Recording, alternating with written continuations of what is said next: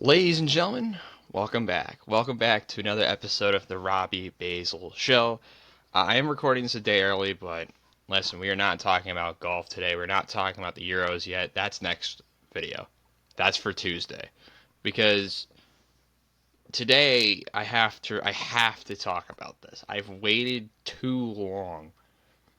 And I had to wait a day before I actually came up with these breakdowns because World Cup qualifying is the greatest thing in the world. One of the greatest things in the world. And if I were to tell you about all the madness that we're about to go into, it's not going to seem real. I'm serious. So, we're going to go over the three federations that had World Cup qualifying in the last week. And we're going to go over what just happened because it deserves a breakdown. So, let me share the screen and let's get started. So, welcome back, and we're not going to share the screen yet because we got to tell you about the storylines. We'll begin in Asia, and we'll begin with Group A, which had the most controversy by far. I mean, China and Thailand. Well, there's something like a restaurant. We're going to talk about that later. I think it's in Singapore. I don't even know, but essentially, what was going on before that? Well, match day 5, I'll just keep it simple. Everybody drew each other. We actually talked about this in the last video, or no, 2 videos ago. I don't even remember. 2 videos ago, where Afghanistan, one of the protagonists, despite having a finishing off at a negative 11 goal difference, drew Qatar, which made this really uncomfortable because Qatar was supposed to beat up Afghanistan again. Because if you remember the first time, Afghanistan got ran off the field. And in the return, it was a 0-0. You had two other protagonists in India and Kuwait. Kuwait and India drew each other 0-0 as well. So not a lot, no goals being scored in match day 5, which essentially set up match day 6. Qatar had India in Doha, and Kuwait was playing Afghanistan. Well, off the top, hopefully this works. It's not. I don't think it's gonna work. Um, India scores off the jump. India scores first, and things start to get a little uncomfortable because Afghanistan and Kuwait was 0-0 for forever, and then eventually, and we'll load up that score now. Kuwait scored. Kuwait puts one in the back of the net in the 81st minute. So I'm just gonna tell you right now, Kuwait won. But what was happening in Qatar? And I'll just put it like this. India got unlucky. And you could we if you know, you know what happened. The ball was going over the byline, and it looked like it was fully out of bounds. The ball gets rolled back in by a Qatari player, from their foot, rolls it back in right in front of goal. Tap in 2-1, everyone's going nuts.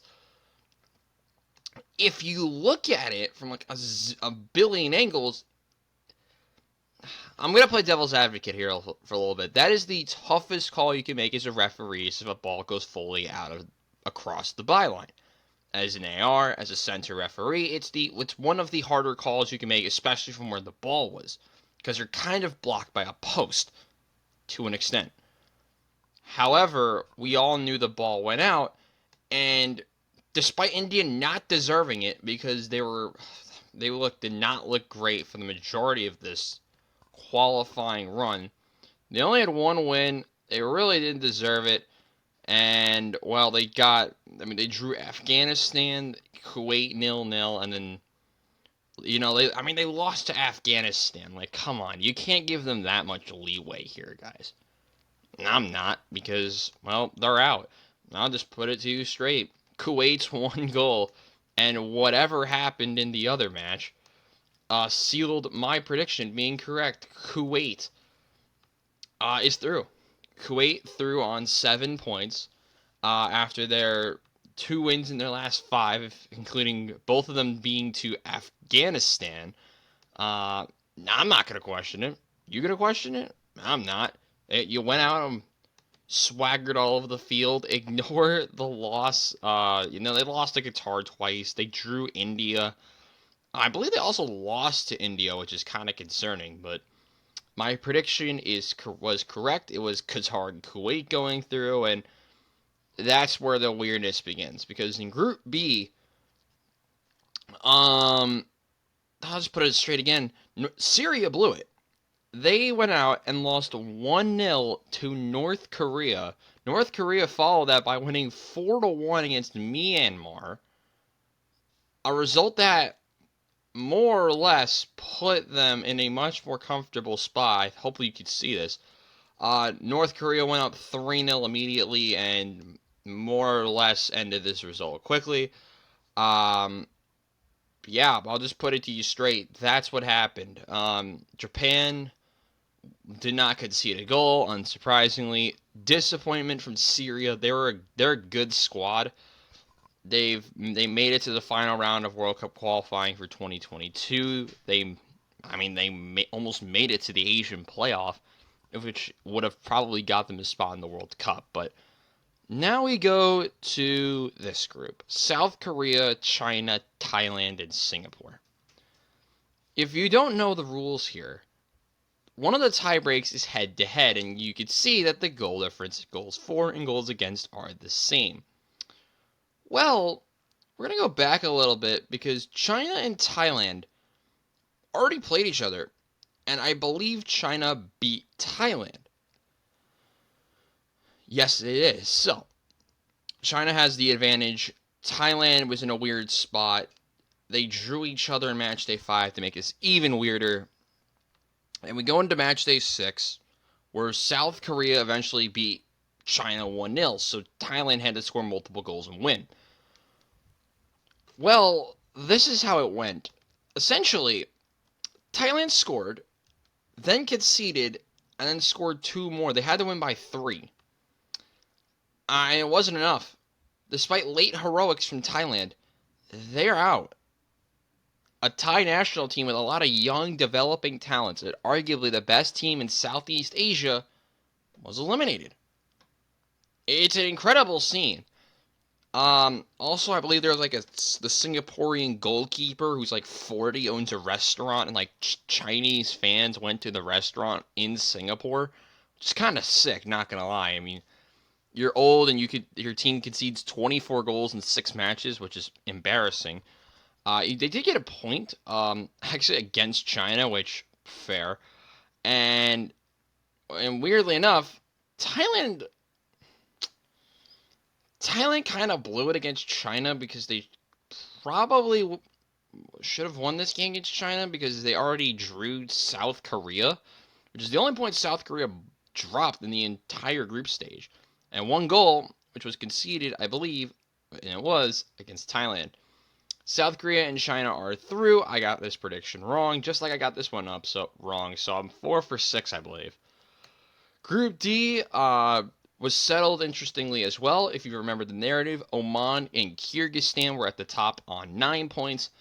Malaysia was in the running still. They were on 6. And we opened up match day 5 with Malaysia and Kyrgyzstan drawing each other, which pretty much eliminated Malaysia because Kyrgyzstan had to lose by 6 against Oman. Well, Malaysia did the easy part. They beat Chinese Taipei, although they did concede a goal to Chinese Taipei, which is not great. But Oman and Kyrgyzstan played an interesting tie. It went 1-1. And because Kyrgyzstan didn't concede 7 goals, Kyrgyzstan's through to the next round. Congratulations to Kyrgyzstan. Group E was already settled. Shout out to Turkmenistan and Hong Kong for each getting 2 points for drawing each other twice, and with the same, actually it was 2-2 and a 0-0. Fair. Group F, which was settled, interestingly, Vietnam needed a lot of things to go right. They beat the Philippines. They had to beat the Philippines and then beat Iraq. Well, Indonesia did not let that happen. It was 7 points for Indonesia and 6 points for Vietnam going into the final match day. Vietnam was playing at Iraq, and Indonesia was playing the Philippines. We could probably tell what happened based on the scoreline. Vietnam lost 3-1, and well, Indonesia beat the Philippines 2-0, sealing the fate for Vietnam. They are not going back to the final round of World Cup qualifying, which I believe they have only been to like once before, which was the last go around. But they have a young-ish team. They're going to be a squad to watch out for, I think, in the next couple World Cup cycles, but not yet. I mean, clearly they're out, but there you go. Iraq and Indonesia, as predicted. Along with, I forgot to mention, Iran, Uzbekistan, and Kyrgyzstan and Oman. Got all those teams right. This one broke my heart, and it's for one of our favorite protagonists in Tajikistan, who went out and lost on the second to last match day to seal their fate to Jordan. And Jordan followed that by beating Saudi Arabia. So Saudi Arabia didn't even win their own group, which, how? We'll see what pot they're in with, because the draw, just for reference, the draw is not for 2 weeks. It's 2 weeks from the recording of this video, which I'm actually recording this on Thursday. So we have 2 weeks till we find out this draw, and we'll probably talk about the draw during the next round, later in the tournament of the Euros and the Copa America. Because Asian World Cup qualifying, the third round is just essentially a giant group stage, and we already know all the teams for it. It'll be held in Kuala Lumpur, and it's a bunch of mess. But Jordan, 2 big wins. They've won 4 of 5, and look how they finished the tournament. They beat Pakistan. They beat Pakistan again. They beat Tajikistan. And they beat Saudi Arabia. Their only loss being to Saudi Arabia. They also drew Tajikistan in the first game. So at least one of our protagonists went through, and unfortunately for Pakistan, they only scored 1 goal, which I don't even know who it was against.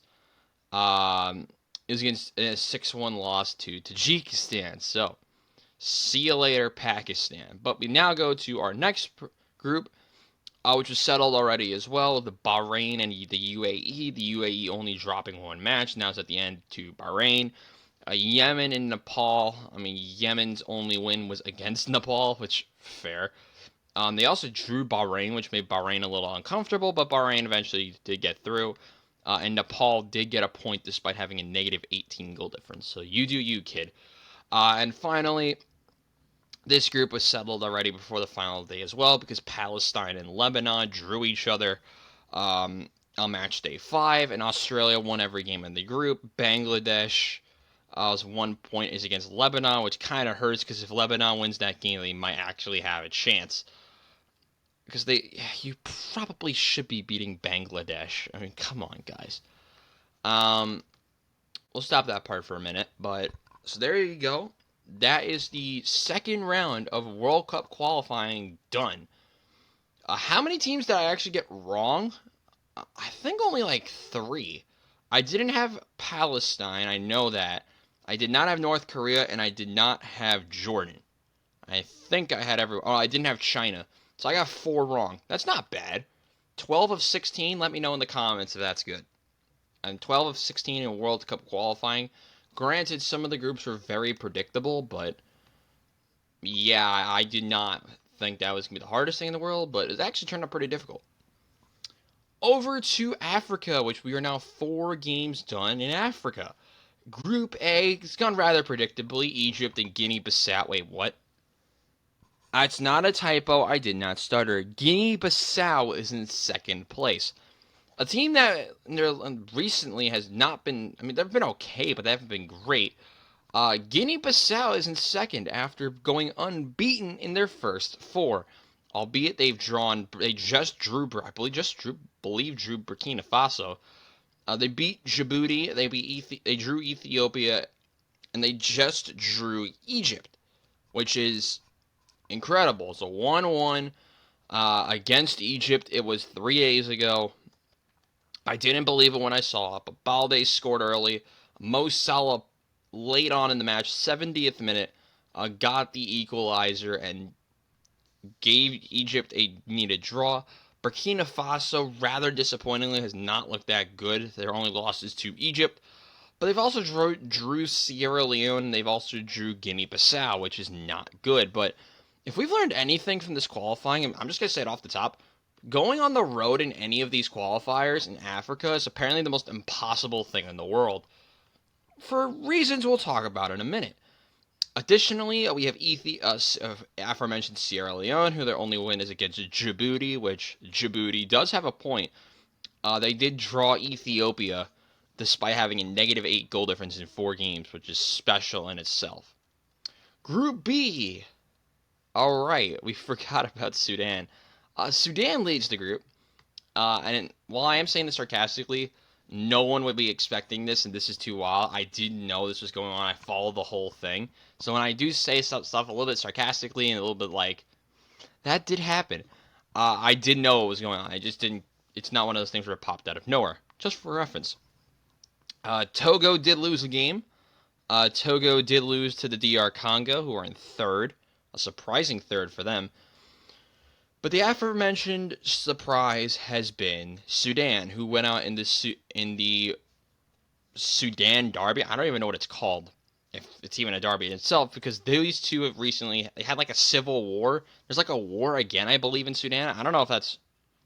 I believe there's a war there again, and Sudan responds. I'm just making sure this is actually going on.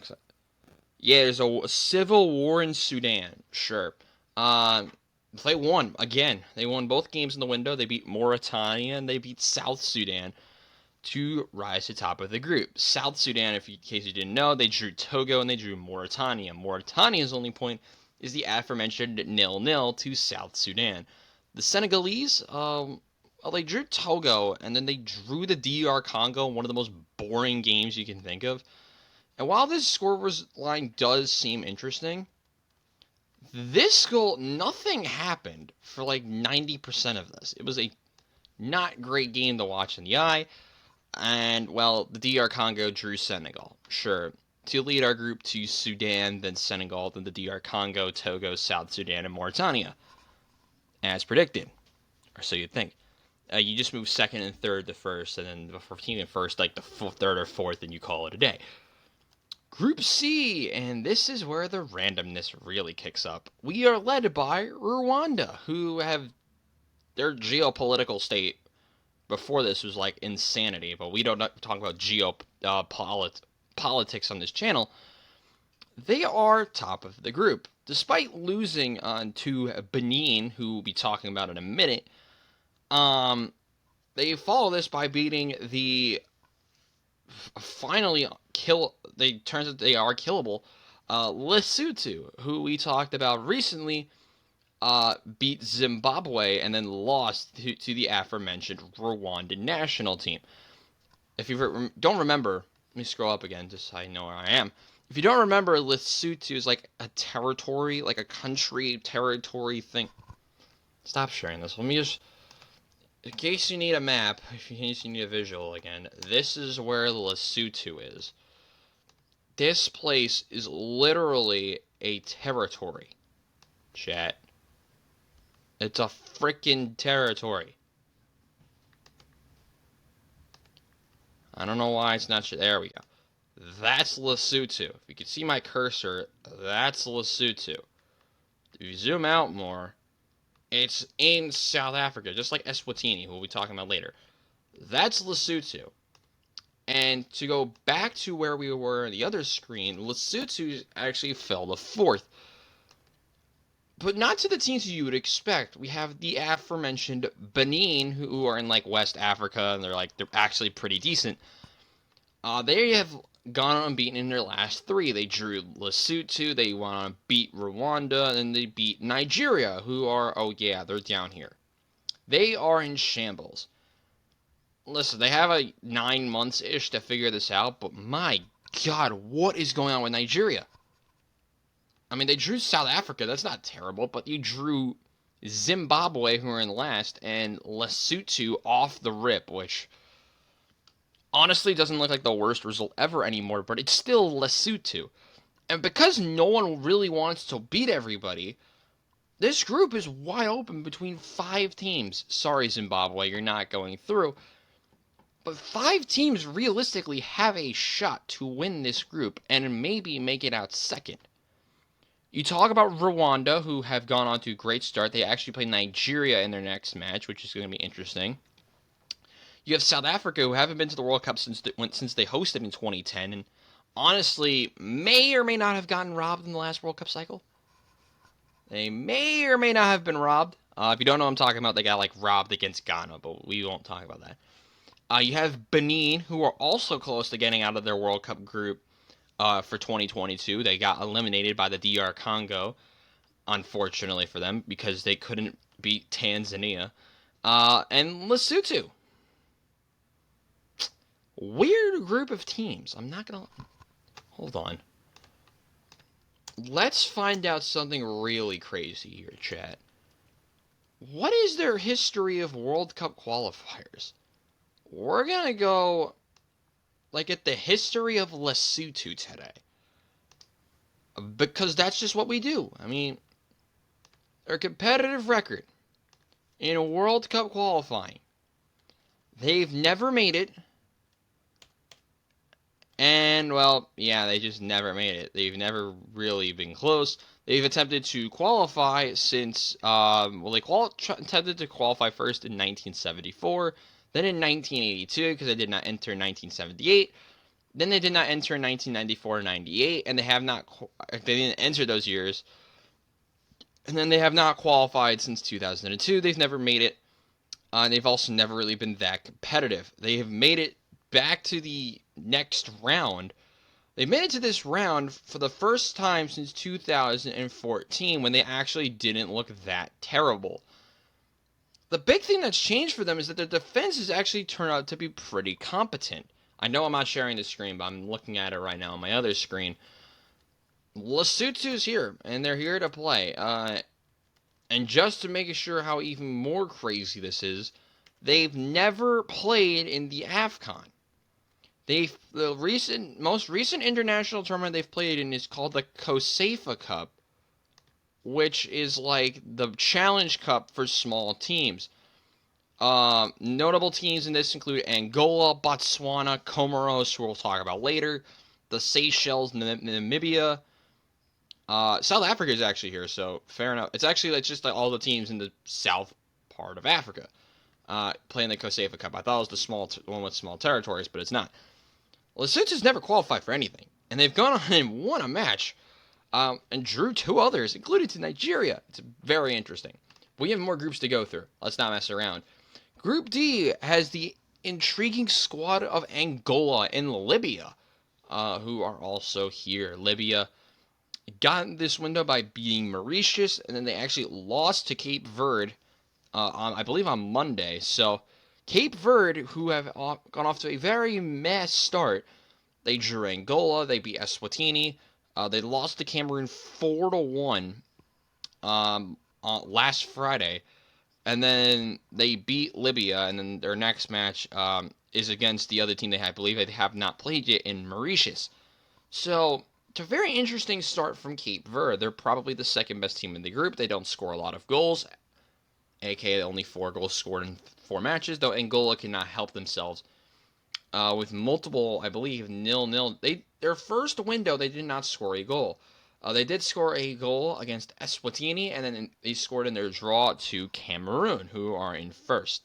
Cameroon, who have gone unbeaten despite drawing Angola and Libya, have beaten Cape Verde and Mauritius. They'll open the next window again away to Eswatini, which I believe that match will be in South Africa. This group's kind of gone as expected, not named Libya. Libya has gone here by beating Eswatini and Mauritius, drawing Cameroon somehow, and they lost to Cape Verde, as mentioned before. This is going to be the time, and I'm going to say the same for teams like Lesotho, who come out early. Rwanda is going to, I think, feel the same pain. They're going to come out early and make some real noise. And we'll talk about some other teams later, including in CONCACAF, that this will happen to as well. They make some real noise, they do a lot of big things, and then eventually down the stretch, they start to wither away. Libya, Lesotho, Rwanda are teams that I think start to feel the hurt, because we still have another year of this, Next year is when we talk about this again. Next window for them is going to be, I believe, AFCON qualifying, which will be awesome. I'm so excited for that because AFCON is lit, and AFCON is the probably, I mean, out of the Continental Cups, I rank it's first or second, only behind the Euros, which we've already talked about. But nah, this is gonna be crazy. Cameroon. Back to this group though. Cameroon on top, Libya second, followed by Cape Verde and Angola, all separated though by 2 points. And Mauritius, who came away with a major win actually against Eswatini after drawing Angola, which is why Angola is not in second, uh, have a very outside chance to win the group. This group has gone rather expected. Tanzania, after beating Zambia, is in second, 3 points behind Morocco, who are going to win this group and probably not lose.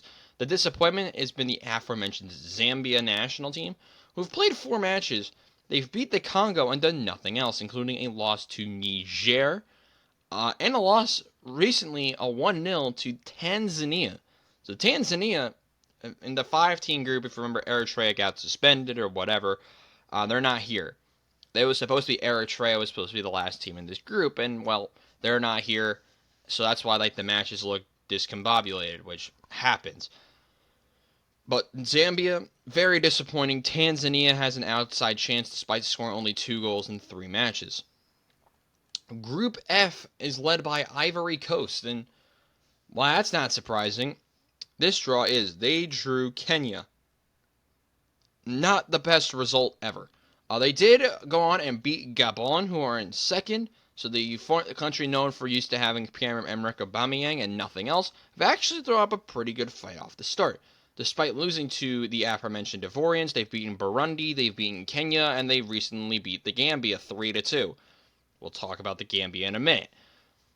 Burundi are the surprise. They are in third, which I thought this was going to be where the Gambia goes.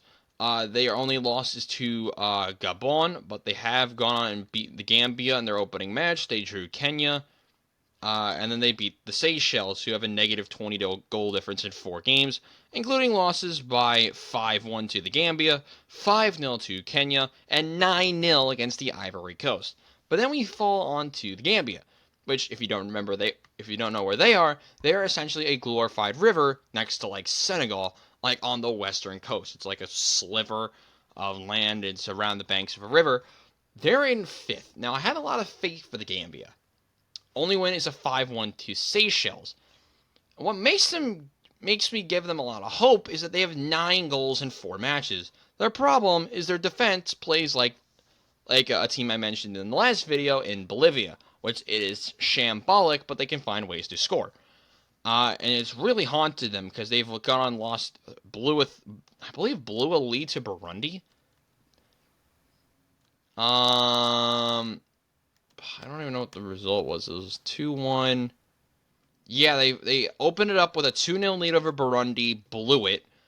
They followed it by losing 2-0 to the Ivory Coast. They beat Seychelles, and then they played this stormer against Gabon on Tuesday, which off the top, the Gambia scored and then played shambolic defensively.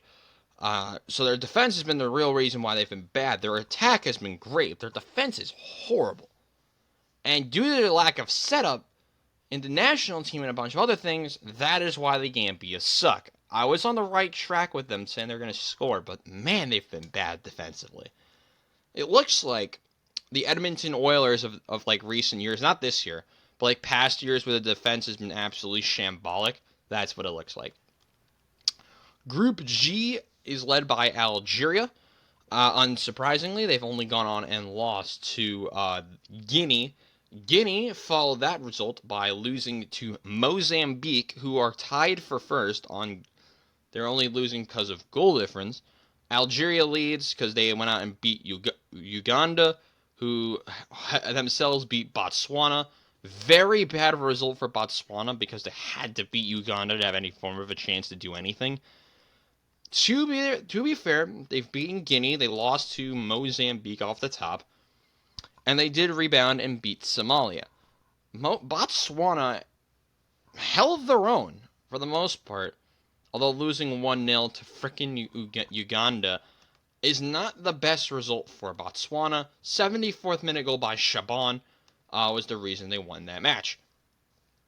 But down here, this group is wide open, and I love it. The surprisingly bad team is Guinea. Other than other surprise has been not been a draw yet, because this is Africa and it feels like everyone draws each other. But in all honesty, Guinea has looked not great. They lost to Botswana, they lost to Mozambique, and yet they've beaten Algeria away, and they beat the aforementioned Ugandan national team.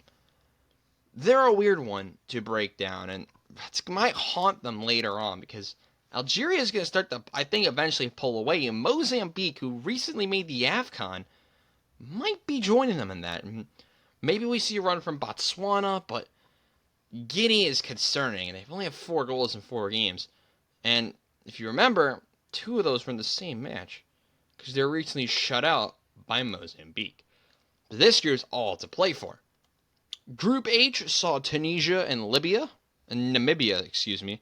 Equatorial Guinea finally won a match after losing to Tunisia. They beat Malawi 1-0. A Malawi team that recently made 2 tournaments ago made the AFCON knockouts. They were a decent team.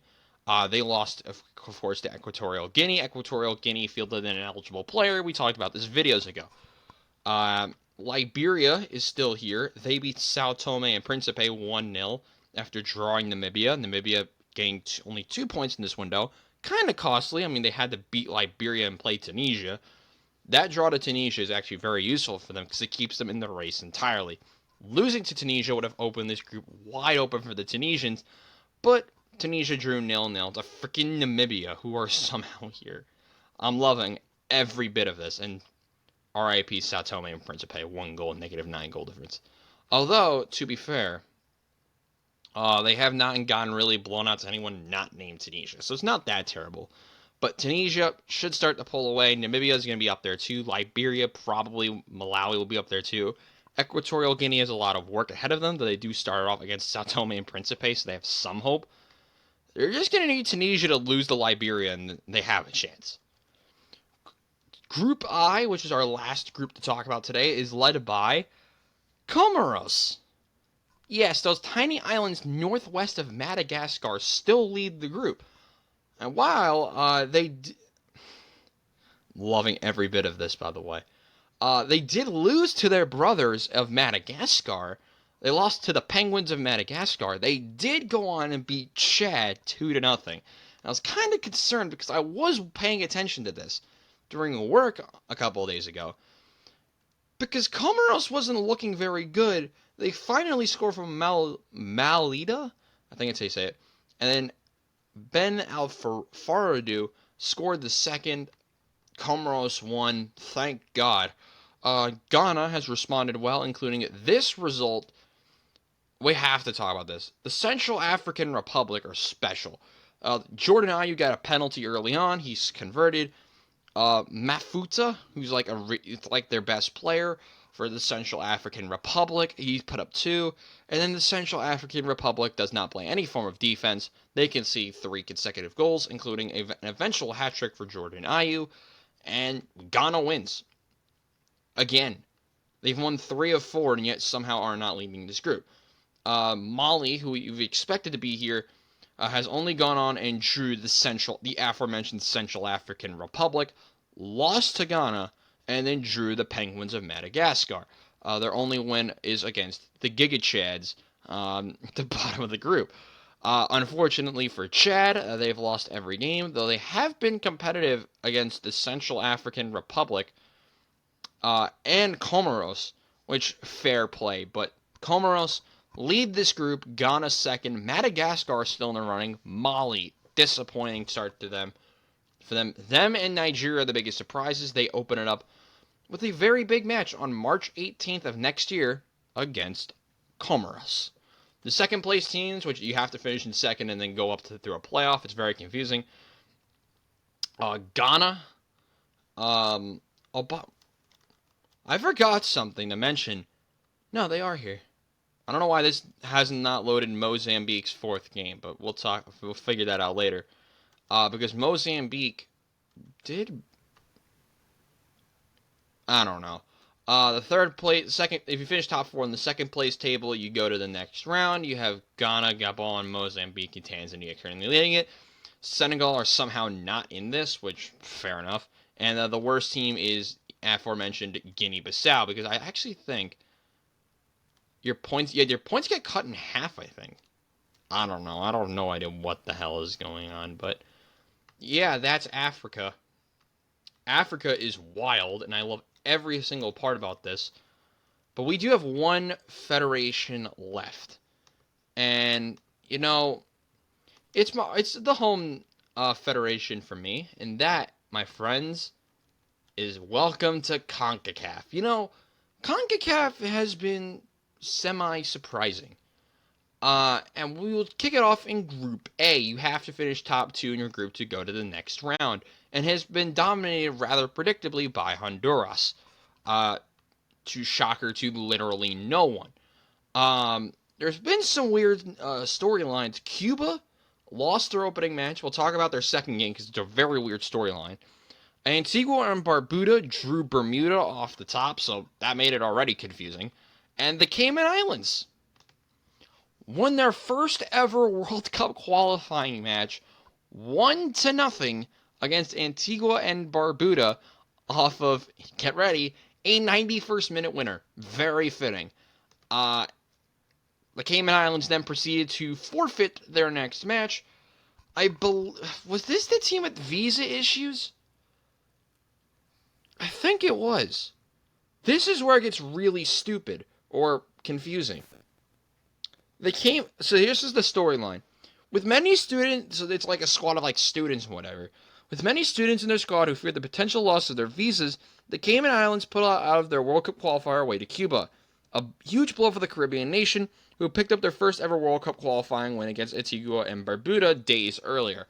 That's the tweet I got. And the Cayman Islands forfeited a very big result, because Cuba now has life when they really shouldn't deserve, although they probably would have beaten the Cayman Islands anyway.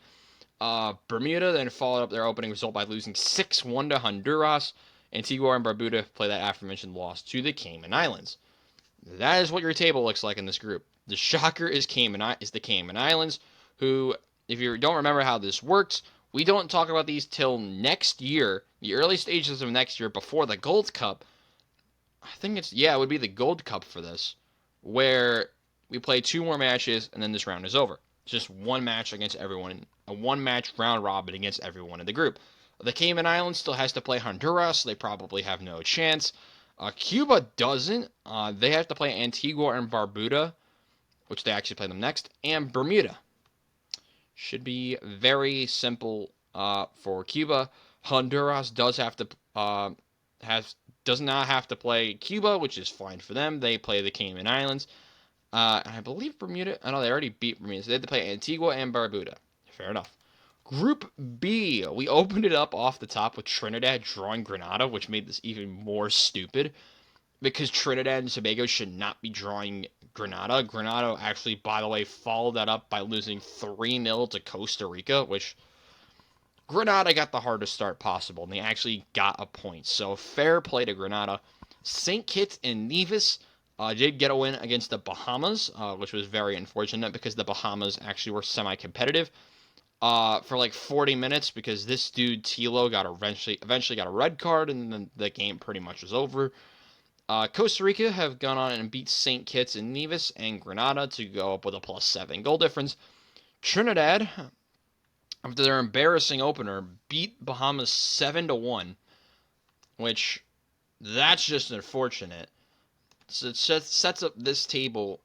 Trinidad and Tobago are going to be sweating it because they do have to play St. Kitts, which they play in the next match day. St. Kitts actually has a chance to do this. The only issue is that they're playing in Trinidad, which is like actually kind of difficult, though every Caribbean nation feels like it's semi-difficult to play in, because this is how I feel like with the Caribbean nations. One of their stands is probably really packed, and one of them is completely empty, and that's just not against the Caribbean nations. That's just because not a lot of people know about it, or, to be fair, care about it enough to watch it. To be fair, this game is actually going to be very interesting. Trinidad also, I believe, has to play Costa Rica, so they're not out of the woods yet. They have to beat St. Kitts in order to officially qualify. Costa Rica has like the easiest path ever. They play the Bahamas in Nassau next, which should be fun. The next group is led by the goats of Curacao, which I predicted correctly, and joining them is Haiti. Both of them need only 1 point in their next match day to probably be through. Curacao plays St. Lucia, they're probably beating them, and Haiti plays against Aruba in Orionstad. Aruba's only point is against the aforementioned St. Lucians after they lost in the Battle of the ABC Islands to Curacao. Barbados are down here. They lost to Curacao and Haiti, which unfortunate, and are pretty much they are eliminated. They're pretty much eliminated. They have to win like their next match, and their next match is actually against Aruba, but they're not gonna have a good enough goal difference to touch Haiti or Curacao. That group pretty much self-explanatory. Another self-explanatory group here with Group D, Nicaragua and Panama have basically done the easy part. Panama beat Guyana, which is their only loss.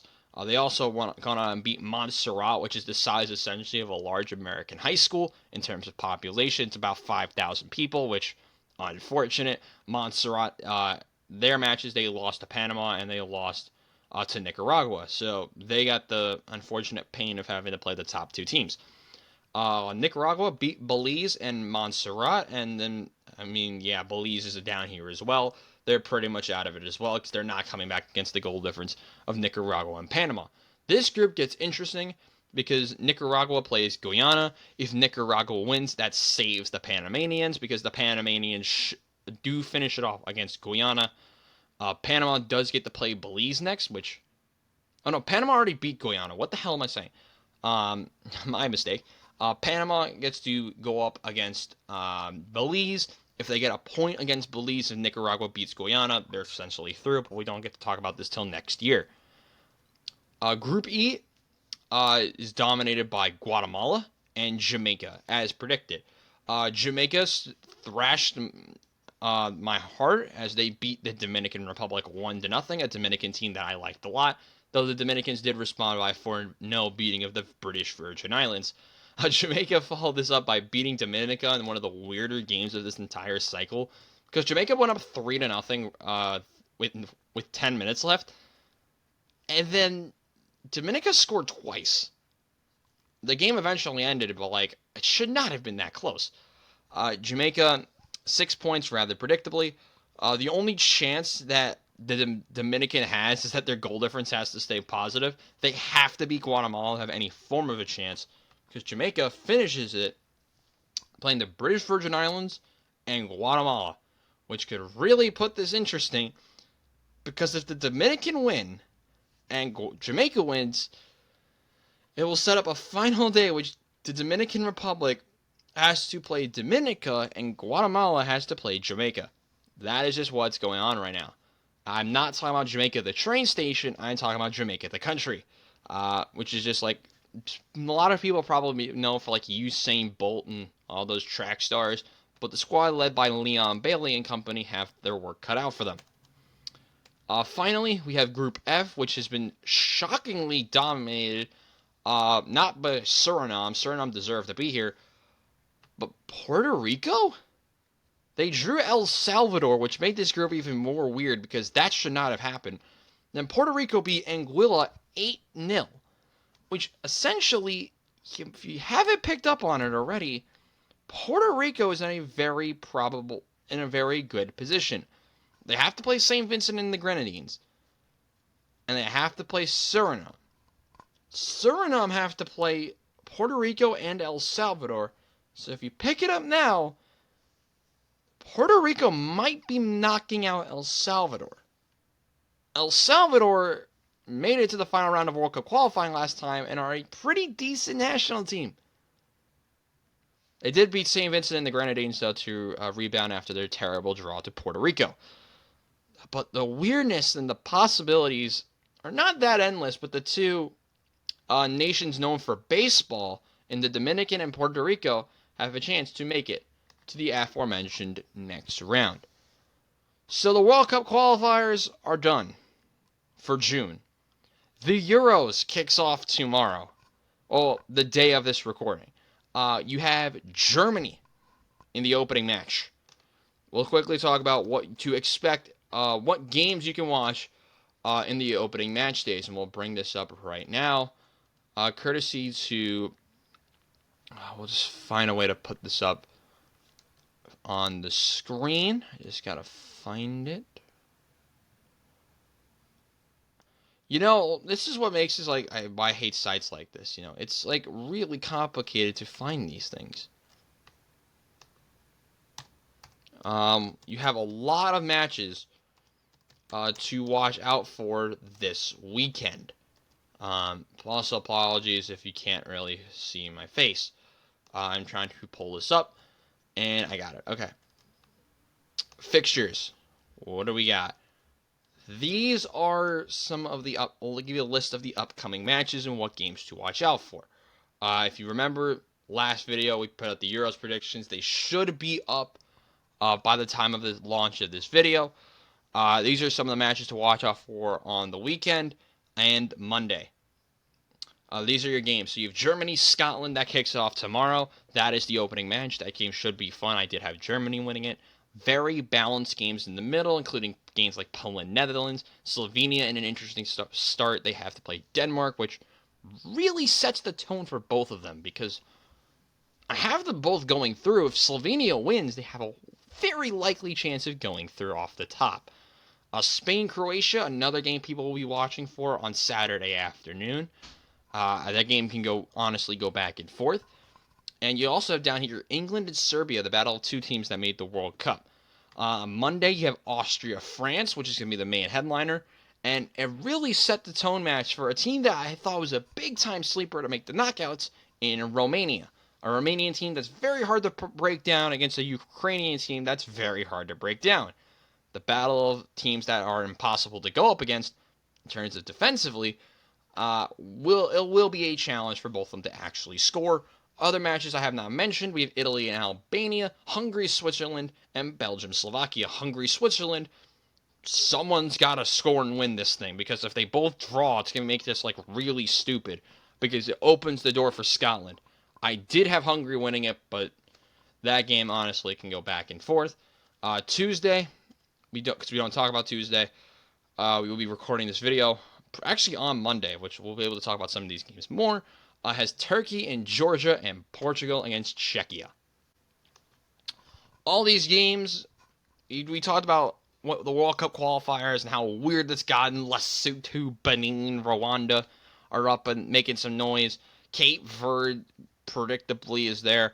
South Africa. There's a lot of other countries that we haven't mentioned yet. Kuwait with that surprise win. And advancing in the controversial group of Group A. We had a couple other storylines to mention as well, all throughout this video. International ball is great, and will be one of the main protagonists for videos probably from the next month. So strap in, folks. The international ball talk is only just getting started. But for now, that's the end of today's episode of the Robbie Basel Show. Thank you guys so much for watching. If you like what you see, hit the like button. Really would appreciate it. And make sure to hit that subscribe button as well.